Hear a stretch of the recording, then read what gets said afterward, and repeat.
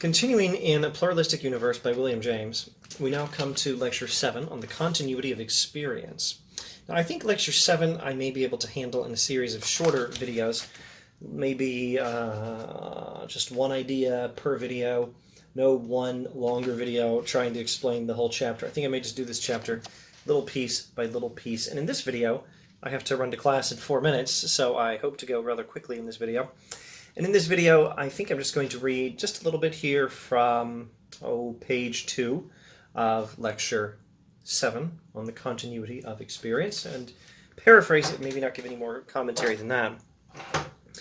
Every examiner of the sensible life in concreto must see that relations of every sort, of time, space, difference, likeness, change, rate, cause, or whatnot, are just as integral members of the sensational flux as terms are, and that conjunctive relations are just as true members of the flux as disjunctive relations are.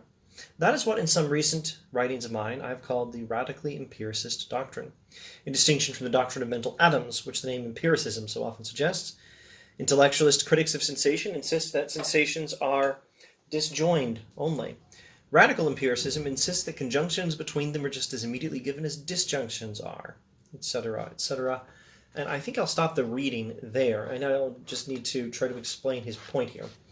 His point is that relations and connections between things are just as much a part of the world as we experience it, or rather, relations and connections between things, continuity between things,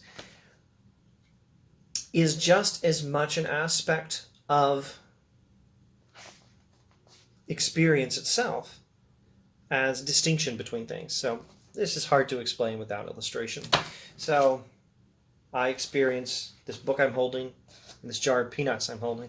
I experience them as different things. That's true. And some people have assumed that all experience is just distinct things, mental atoms. Indivisible mental parts is the idea here. A mental atom, or an atom of experience, which is the idea sometimes connoted by a word like empiricism, the way we use the word empiricism, not very carefully. An experiential atom would be a unit of experience that is indivisible and exists in and of itself and is not connected to other things. But James says, while there is such a thing as distinction in our experiences, as disjunction, as one thing not being the same thing as another, there's also, in our experience, connection. Everything's connected. So I experience this book, I experience the jar of peanuts, I experience this nice teacup, and it's true that I experience them as distinct. I experience the pen and the book as separate objects, but I also experience them as connected. In my experience, they're both there. They're both connected by being in the same place at the same time, by touching each other, one having an effect on the other. And the world as I know it, and all my experiences, let me rephrase. Let me make this 2 sentences, actually. The world as I know it is a world of distinction, but also joining. A world of not everything being the same thing, but everything being connected.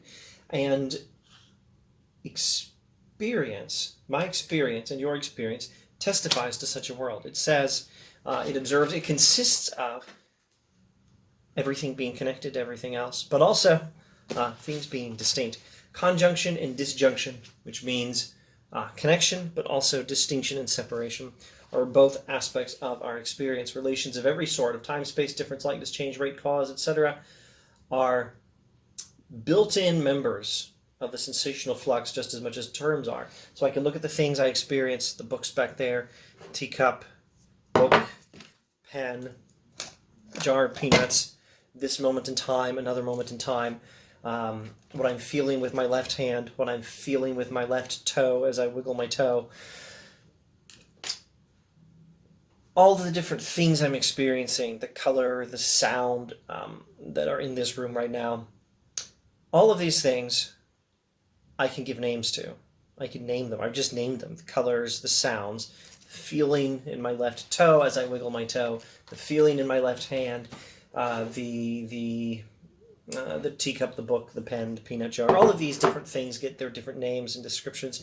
And it's true that these are, these are the terms of our experiences. We experience different things. We experience things being different, but also they're all connected.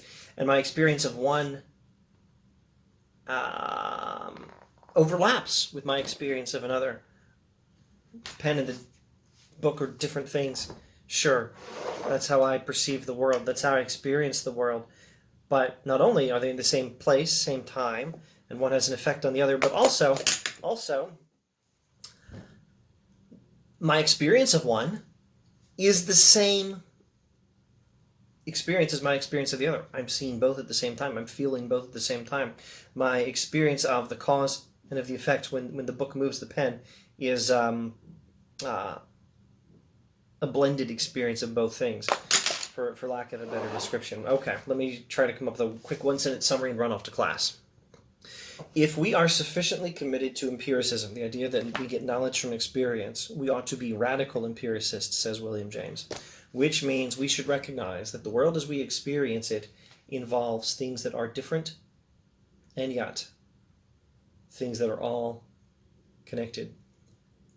Connection and distinct identity are built into the world, or at least so our experiences say.